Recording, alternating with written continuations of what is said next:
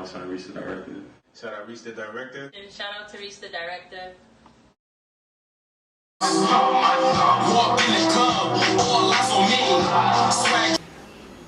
Yeah, you already know what it is. It's your boy Infamous Ty. Shout out Reese the Director for providing this platform for artists. So artists, if y'all need y'all interview, holla at my boy Reese the Director for an interview. Mr. Too Much Sauce in the building. Let's get it. Alright, let's get it, bro. So tell us where you from. I'm from Brooklyn, Flatbush, Brooklyn. Okay. I'm from Red Hook, you know that, right? And I've been seeing the memes and shit, and they talk about like I'm from the other side, upstate. And as soon as you said Flatbush, I'm like, wow, you part of 5 boroughs. Yeah. You part of 5 boroughs. Yeah, so Infamous Ty, how you got your name? Is that like? It's a mixture of both because how I got the name Infamous Ty. Actually, the original name of me was Infamous Ty Murder. But I wound up dropping the murder out of my name due to marketing, promotion, and reasons because I felt like, you know, me taking that name is not going to really get me far as much as I really want to. So I kept it like pretty much commercial-wise.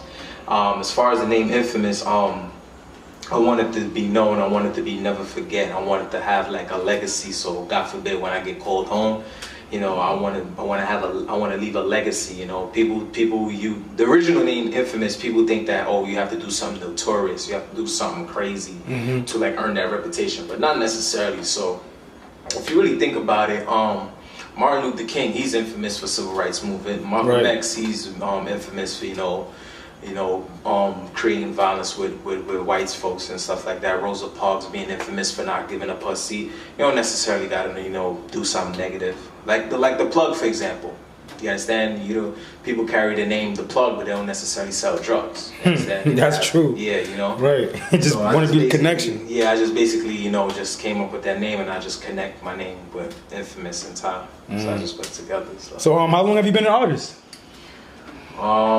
Officially, I would say probably like when I was 16, 17-ish, but I was rapping since I was 10 when I was like in the 5th grade, but I didn't really like took it that much seriously because like around that time I was so undecided of what I really wanted to do in terms of life goals and stuff like that. One time I wanted to be a firefighter, one time I wanted to be a football player, one time I wanted to be a lawyer, so like I was just pretty much undecided. So then what really sparked the fuel to the flame is like, my boy Desi Hines, shout out Desi Hines from Pro Era. Me and him used to go to school together. We graduated at the same time. He was rapping and shit like that, so it kind of motivated me to put the pen to the paper and start writing and shit like that. So what inspired you? I mean, I guess your boy inspired you, but what else inspired you to like be an artist? It's other rappers. I'll say Lloyd Banks. Word? That's my favorite rapper. Oh, shit. My favorite rapper, Lloyd Banks, he inspired me because I still got the Rotten Apple CD. I still play it till today. I still play the Halloween Havoc mixtape. I still play the PLK, the Blue Hefner mixtapes. I still play all of that. Yeah. My idol is 50 Cent. Also, Cassie is my favorite rapper too. So yeah. So you thought he won that battle? Against Goods, right? Yeah. To be honest with you, Cass is my man's, but I just felt like the second and third round, he just kind of felt himself because like he know what he's capable of. But if you think about it from the flip side, Cass is a smart man because you want to know why? He basically skipped the line for battle rapping, and the reason why I say that is because how many battle rappers right now, whether you like them or you don't like them, getting paid thousands of dollars, if not millions, the same amount of money that Cassidy is making. How many battle rappers you know? Yeah, you're right. And on top of that, he's doing free promotion. So it's a win-win situation for him. So that's why everybody want a piece of Cass. That's why Disaster had one, Good had one. Now me and Arsenal's supposed to have a battle with Cassidy soon. So like now it's like everybody getting tight. It's like, yo, what the fuck? He getting paid all this amount of money and supposedly he wasn't doing for the culture and shit like that. But people fail to realize he was battling from 15, 20, 25 years ago. You feel me? So it's a smart move. I get what Cassidy did, so it's a smart move for him. So shout outs to him for doing that shit, man. Oh, you've been performing a lot of venues. I always see you performing. I know you always in the studio. Worst music experience. We did I'm not gonna say. I'm not gonna say this promoter name, but we did a boat ride. Okay. Back, I believe it was back like 2-3 years ago. I'm not too sure, but anyways, we did a boat ride. It was over the summer. Right. Supposedly that she was supposed to bring out some artists like Fred the Gods and just like around his level and shit like that. I was like, all right, cool. So apparently, me and my boy TRB, shouts to him, we had to partner up and bring out some people. We bring out probably like 15, almost 20 guests that night. I would say over $600 was spent. The slots was like $150, $200 normal price, and the agreement was we were supposed to perform on the yacht. You understand? But the after party was included, so it's not mandatory for you to go to the after party. It was an option. So we having a good time. We thinking like, yeah, this shit gonna be lit, yada yada yada. So now we see different artists performing different time slots and different time lengths. So I'm like, yo, one person doing one song, one person doing 3 songs, another person got like a 20-minute set. Damn. I'm like, you do know we're on a yacht. We're going across the East River, and once we go back, that's it. This is not a venue. This is not fucking Karma Lounge. It's not Blackthorn where you could probably push the time and shit like that. So she telling me like, oh, different artists got different contracts and shit like that. So then now the boat swinging back, trying to go back to the dock.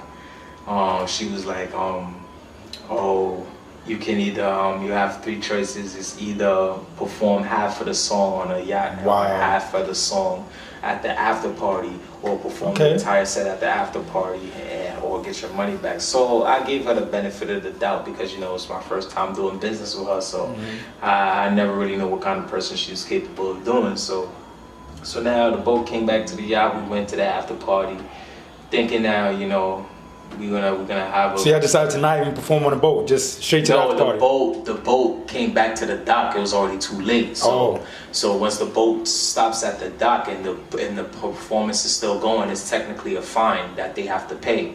So because of the loud music, so to avoid all of that, they're like, they have to shut it down and go to that, continue all the sets at the after party. So now. Our artist perform.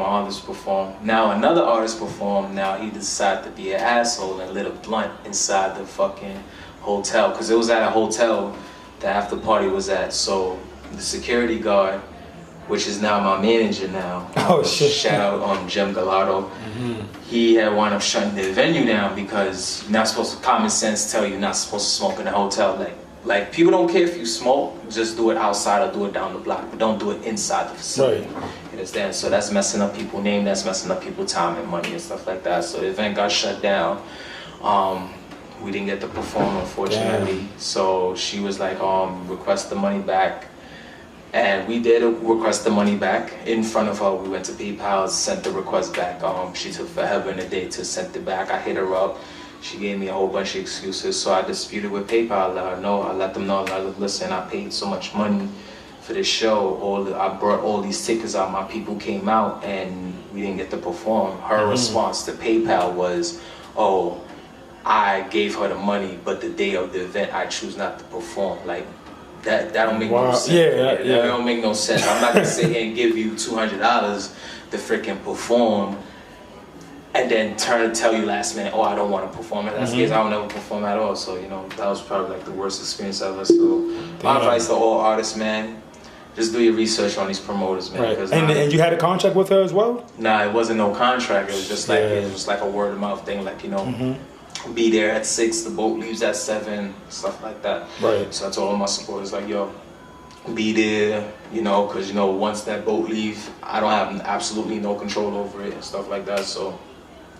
Just artists, man, out there, just do your research on these promoters, man, because not everybody is for the culture, not everybody is going to be for you, and not everybody's going to want to see you win. Everybody's just going to be in it for a check, so if you know you got people that's willing to, support you and want to see you win, those are the kind of people you need to stick in your circle. Anybody who's just trying to make a cash money, quick come up for you, you don't need them kind of people in your circle, man, for real. That's a fact. So, Too Much Sauce. Yeah. How you came up with that title? I watched your other interview too when you was like kind of went in about it, but I'm actually again like Too Much Sauce. Like, what's that about? Alright, as far as Too Much Sauce, right? Okay, so technically the song got released Thanksgiving last year. You got my boy King K-Von on there. Yeah, but that's a whole nother conversation for another time. Okay. So, with Too Much Sauce, how I came about it.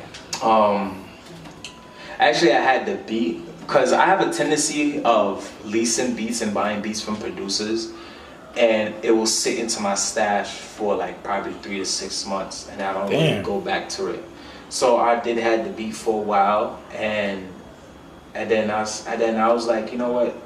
Because I have a tendency of changing topics all the time. Because one time I wanted to make it a sexual song, another time I wanted to make it a club banger song. Or I had emotions running, so I came up with it. It's definitely club banger vibes for me. Yeah, it is a club banger. So I definitely got the flow and the rhythm to really match the beat.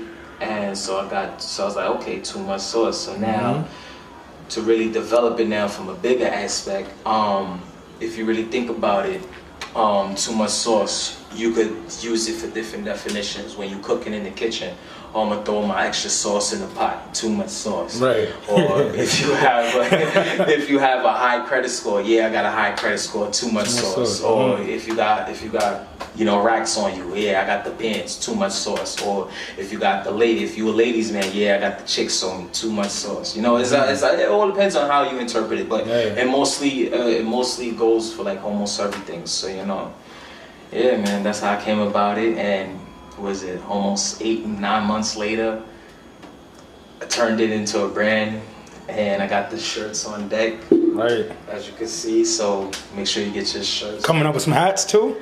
Yeah, I got I could definitely see that on a dad hat. Yes, I got dad hats. I got snapbacks in the making. I got different colors. So I'm coming out with them bright neon colors, like the neon green, the orange, the yellow, the reds, the blue. Yeah.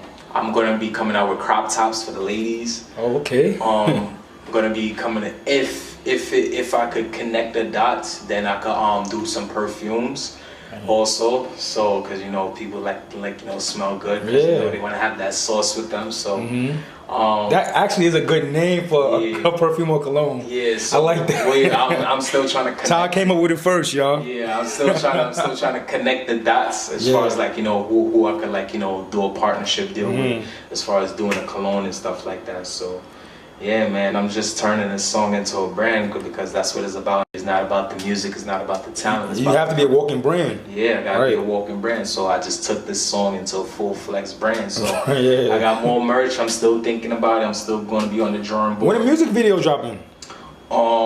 I'm doing the music video August 1st. Oh, that's soon. August 1st, that's soon. It's gonna be at Blackthorn 51. It's gonna be at the Indies Summer Jam concert. Shout out to Jem Gallardo for putting it together.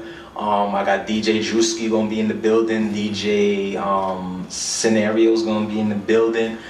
Fred the Godson gonna be in the building. M-Eazy's gonna be in the building. I'm gonna be performing and doing the music video. So if you guys need tickets, please hit me up because I'm telling you, they are moving. And once they're all gone, they're all gone. Yeah. Hit me up, man. So who do you listen to right now? As far as music, the old heads, Biggie, Tupac, Cameron, Vado, Lloyd Banks, Cassidy, 50 Cent. You like the new project that Vado came out with? I heard it maybe like 4 months ago, but you heard it? I didn't really get a chance to hear it, but I was like, but the old Vado was with Cameron. Slump. Yeah, that one. Yeah, I like that one. Yeah. This new Vado is like, I'm not too sure. Yeah, because he's trying to keep up. Yeah. What new projects are you working on? I'm still working on the merch, as you can see. As far as music wise, I'm not really working on a project. Well, maybe I am, but it's more like secretly because I'm still pushing my EP. You got a title for your EP? Yeah, it's called the Warm Up EP Part 2. It's my very first project that's on all streaming platforms, so make sure y'all go get that. It's on Spotify, Tidal, Google Play, Deezer, Pandora, wherever y'all stream y'all music at. Yeah. Just go pick it up, show y'all support. Bro Code featuring Andy Andre is on there. Yo, that's my dog right there. Yeah. I like Andy. With the Wicked Streets remix featuring Jerseys Everywhere, TRB, S Rock, and myself is on there. Never Gonna Change featuring Just Right is on there. And last but not least, Too Much Sauce, the most streaming song on that project. So make sure y'all go stream that, go pick it up, and